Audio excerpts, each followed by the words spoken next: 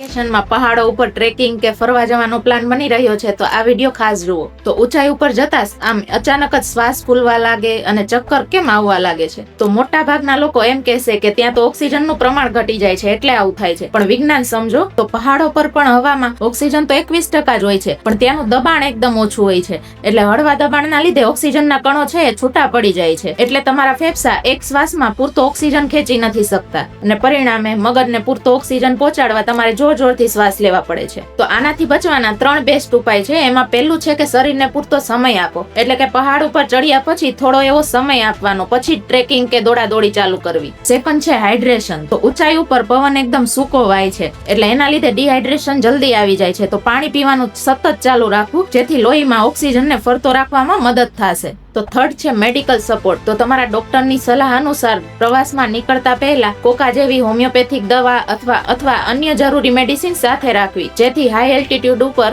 Oxygen level manage કરવામાં ખૂબ અસરકારક સાબિત થાય છે. તો આ વિડીયો અત્યારે જ તમારા ટ્રીપના મેમ્બર્સ સાથે શેર કરો.